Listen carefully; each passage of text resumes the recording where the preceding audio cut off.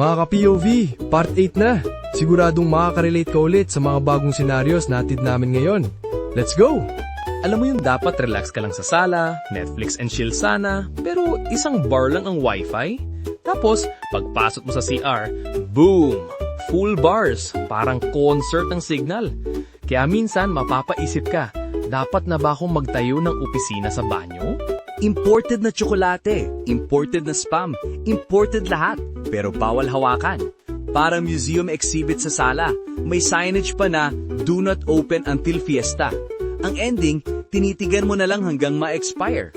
Pang-display, hindi pang-kain. Sa jeep, walang Olympics, pero may relay event. Yung bayad, galing dulo, pasa-pasa hanggang driver. Ikaw pa yung nagiging instant human calculator. Kuya, bayad daw ng 3, pareha sa 20. Champion ka kung walang nalaglag na piso.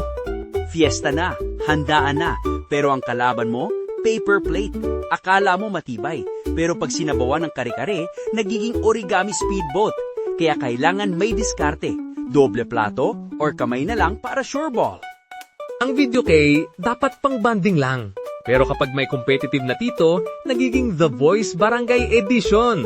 Walang makakaagaw ng mic, 8 kanta strip, tapos ikaw, background dancer na lang. Bravo, tito! Gusto mo lang smooth ride pababa, pero may group project na nakatambay sa gitna ng escalator. Blockbuster ang harang, parang traffic jam on moving stairs. Ang ending, nakatingin ka na lang sa likod ng ulo nila hanggang dulo. Uulan? Walang problema. Sa Pinas, plastic bag is life. Hat, raincoat, jacket, name it, plastic can do it. Kung nga'y Fashion Week dito, siguradong trending ang Grocery Chic Collection. Functional, stylish, at amoy palengke pa. Biglang crave ka ng dessert, tapos nakita mo yung ice cream tub. Excited ka pa, nilabas mo na yung kutsara. Pero pagbukas mo, surprise! Bagoong! Classic Pinoy trauma. Ang saya ng puso, pero nadurog ang pangarap. Walang credit card? No problem. May tindahan utang list. 50 pesos lang utang mo, pero bayad mo kada araw tig-1 piso. Installment plan, 0 interest, pero may kasamang tingin ni Aling Nena na parang collector. Ang tunay na bundle deal, suka, toyo at chismis ng buong barangay. Bibili ka lang dapat ng isang sachet ng kape, pero pag uwi mo, updated ka na sa love life ng kapitbahay. Libre ang chismis, bawal lang mag-refund. Rice cooker check.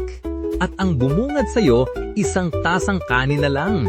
Parang treasure hunt na hindi mo alam kung tadhana o malas. At kung naisipan mong sayangin, automatic sermon mula kay nanay ang kapalit. Mainit, uhaw na uhaw ka, bumili ka ng sagot gulaman. Excited pa sa unang higop, pero tubig at yelo lang. Yung gulaman, background extra lang. Parang love life mong puro lamig, walang tamis. 3 seats lang dapat, pero 5 kayong pinasakay. Pinoy month talaga, hindi mo na alam kung hita mo pa ba yan o hita ng katabi. Basta ang importante, lahat kayo safe, kahit wala ng personal space. Pinahiram mong Tupperware, masarap pa ang ulam noon. Pagbalik sa'yo, ice cream tub na walang laman. Pinoy Exchange Program, laging may nawawala. Ang tanong, nasaan na yung original mong Tupperware?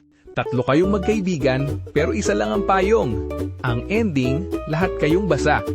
Friendship test ito, kung sino ang willing masacrifice para hindi mabasa ang buhok ng isa. Loyalty over dryness, mga beshi. Salamat sa panonood ng Part 8. Comment mo kung alin ang pinakatumama sa'yo. Kita-kits sa Part 9.